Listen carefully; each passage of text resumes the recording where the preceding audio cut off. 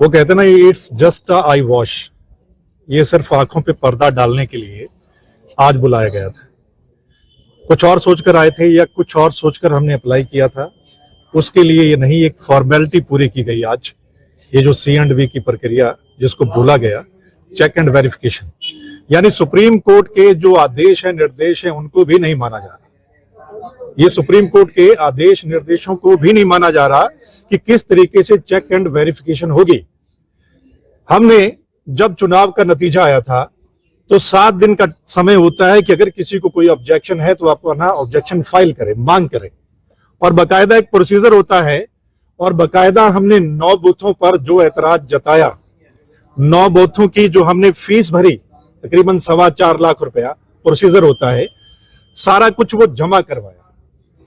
हमें तो उम्मीद थी कि बहुत पहले होगा ये, लेकिन इतने समय बाद भी हम सोच रहे थे कि शायद हमने जिसके लिए अप्लाई किया वो हमारे सामने आएगा, यानी ईवीएम और वीवीपैट, जिन 9 बूथों का मैंने अप्लाई किया था वो मेरे सामने आएगा कि कितना वोट ईवीएम में पड़ा, क्या वो वीवीपैट में निकला या नहीं निकला।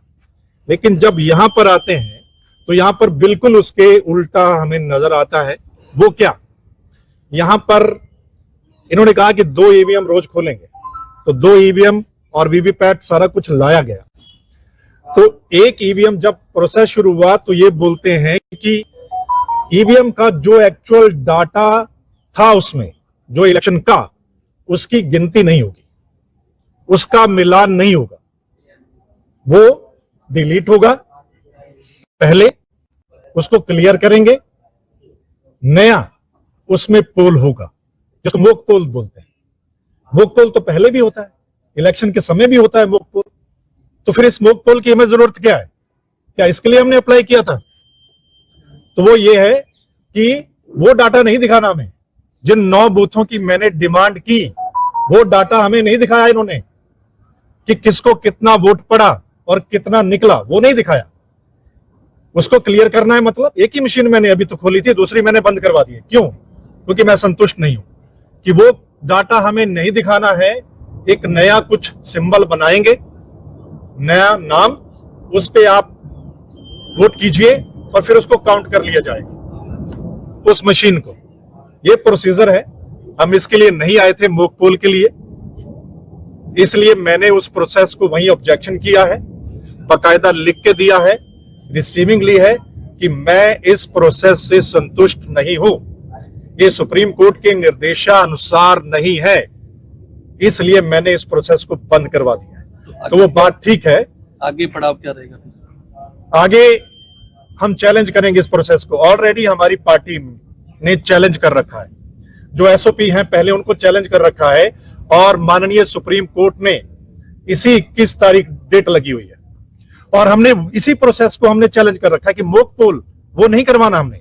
हमने एक्चुअल जो C&V होना चाहिए, चेक एंड वेरिफिकेशन, जो ये जो 2-3 मशीनें होती हैं, ठीक है, उसमें ईवीएम आ गई, उसमें वीवीपैट, उसमें एक सिंबल लोडिंग यूनिट होती है, सबसे बड़ा उसी का खेल है।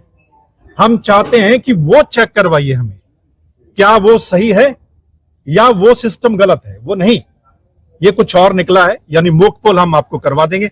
हमने मॉक पोल किस लिए करवाना है? तो अधिकारी आए थे, इलेक्शन कमीशन, इलेक्शन के तहसीलदार भी थे, डीसा भी थे, उन्होंने क्या कहा आपको? कोई बातचीत आपने रखी उनके? वो बोले जो जैसा हमें बोला गया हम तो वही फॉलो करेंगे, ये प्रोसेस है, ये हमें बोला गया है, यही इसमें हम कर सकते हैं, इससे ज्यादा नहीं।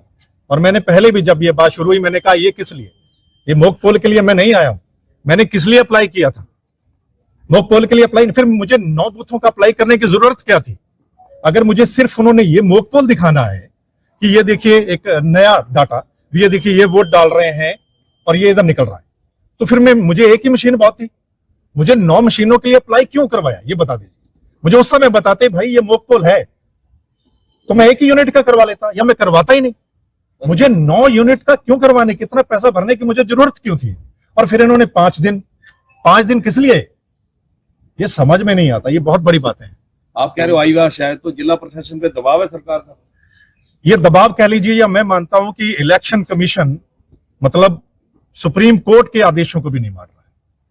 मैं 2-4 दिन पहले ही सुन रहा था, जो हमारे मुख्य चुनाव आयुक्त हैं राजीव कुमार जी, जब वो दिल्ली का इलेक्शन डिक्लेयर कर रहे थे तो वो बहुत शायरी भी बोल रहे थे और उन्होंने एक बात बोली थी, उन्होंने ये बात बोली थी कि भाई बहुत हल्ला मच रहा है, बहुत लोग इल्जाम लगा रहे हैं, सब कुछ क्लियर है, हमें कोई एक बूथ के भी बारे में बोलेगा, अगर कोई इल्जाम लगाएगा तो हम वो चीज जो है वो क्लियर करेंगे।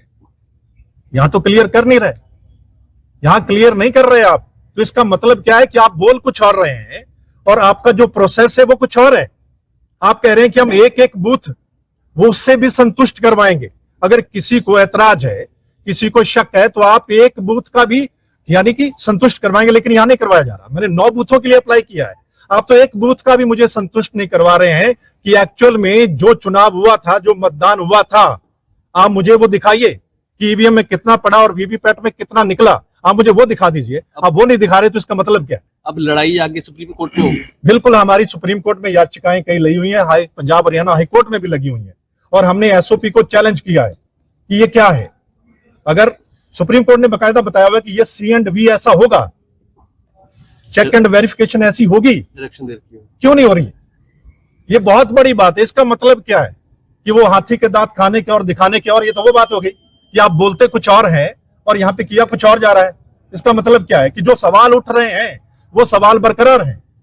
पहले हरियाणा का इलेक्शन होता है, फिर महाराष्ट्र का इलेक्शन होता है और दोनों जगह ये सवाल उठते हैं। बकायदा लोग एफिडेविट देने के लिए तैयार होते हैं कि हमने वोट डाला था, निकला नहीं महाराष्ट्र में, लेकिन उसके बाद अब दिल्ली का इलेक्शन भी हो रहा है, वो सवाल बरकरार है और कहा जा रहा है कि बिल्कुल साफ सुथरा सब कुछ ओके है। तो यहाँ तो मेरे को संतुष्ट नहीं किया इन्होंने। Hey Dad, चंगी तरह खेडी चैंप। any doubt?